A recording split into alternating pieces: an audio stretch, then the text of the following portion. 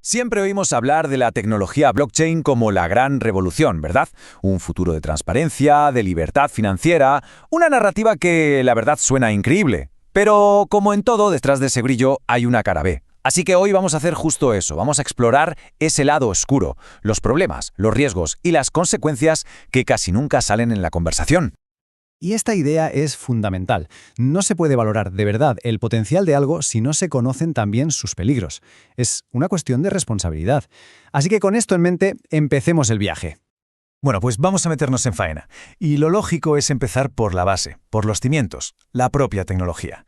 Porque, aunque se nos promete una especie de arquitectura perfecta, la realidad es que existen grietas bastante importantes que muchos prefieren no mirar. El primer problema, y quizá el más fácil de ver, es la escalabilidad. Fijaos en este dato que es una locura. Un sistema tradicional como Visa puede procesar hasta 65.000 transacciones por segundo. La mayoría de las blockchains se quedan en unas pocas docenas. El resultado es un cuello de botella brutal que provoca comisiones altísimas y esperas eternas. Así, la adopción masiva es sencillamente imposible.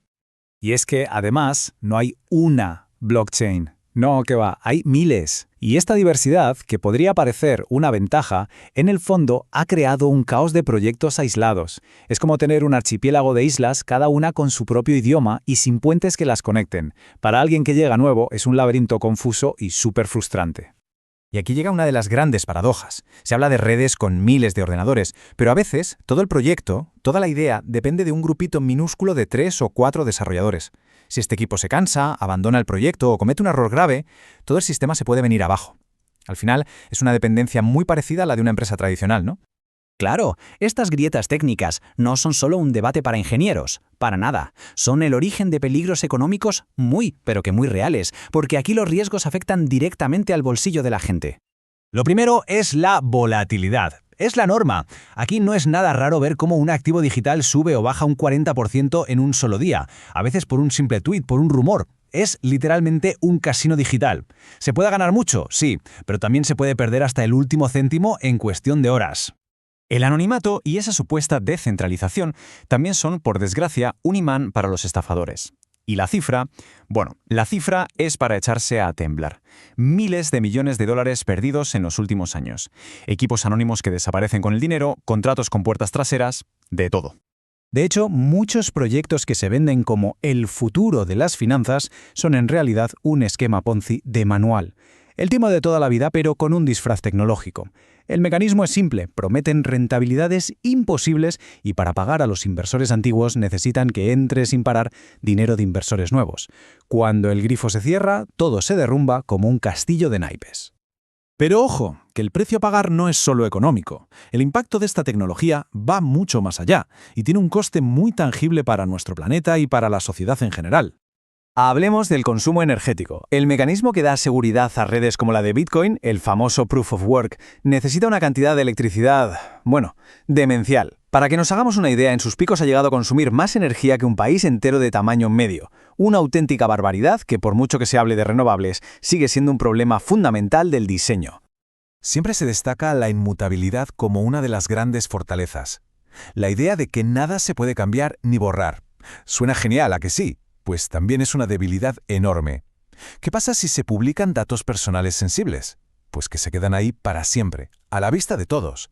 O si se comete un simple error, corregirlo puede ser una pesadilla técnica. Y por último, no podemos olvidarnos de la desigualdad. Se habla mucho de inclusión, pero la realidad es que para entrar en este mundo se necesita conocimiento técnico, dinero y un buen acceso a Internet. Esto, de entrada, ya excluye a millones de personas, haciendo que la brecha digital, en lugar de cerrarse, se haga todavía más grande. Y toda esta serie de contradicciones nos lleva al punto final, que es quizá el más polémico de todos, porque ataca directamente el pilar sobre el que se construye toda esta filosofía. La pregunta es tan directa como necesaria. Después de tanta promesa, de tanta palabrería, ¿estamos de verdad ante sistemas descentralizados? Pues la realidad es que, en muchos casos, no. Lo que tenemos es lo que se podría llamar una centralización disfrazada. Proyectos que se presentan como redes abiertas y distribuidas, pero donde, en la práctica, un grupo muy pequeño de fundadores, de grandes inversores o de empresas, tiene todo el control. Y ejemplos, por desgracia, hay de sobra. redes donde un par de entidades controlan la mayoría del poder, fundaciones que deciden por todos el futuro del protocolo, o por supuesto, los casos de exchanges centralizados como FTX o Celsius, que demostraron de la peor manera posible lo que pasa cuando un punto central de fallo se derrumba. Hay un dicho muy famoso en este mundillo que dice «el código es ley». La idea es que las reglas son matemáticas, puras, incorruptibles. Pero la realidad siempre es más complicada, porque hasta las leyes mejor escritas tienen sus vacíos legales, y siempre, siempre habrá quien encuentre la forma de aprovecharlos. Entonces, la conclusión es clara, y es una advertencia. Hay que entender que este espacio es increíblemente volátil. Cualquier proyecto, por muy sólido que parezca, puede fallar, ser hackeado o simplemente desaparecer. Por eso la regla de oro es sencilla. Nunca se debe invertir dinero que se necesite para vivir. Y sobre todo, la investigación propia no es una opción, es una obligación. En definitiva, la tecnología blockchain tiene un potencial enorme. Claro que sí, puede ser una herramienta muy poderosa. Pero es justo eso, una herramienta. No es una varita mágica que vaya a arreglar todos los problemas del mundo.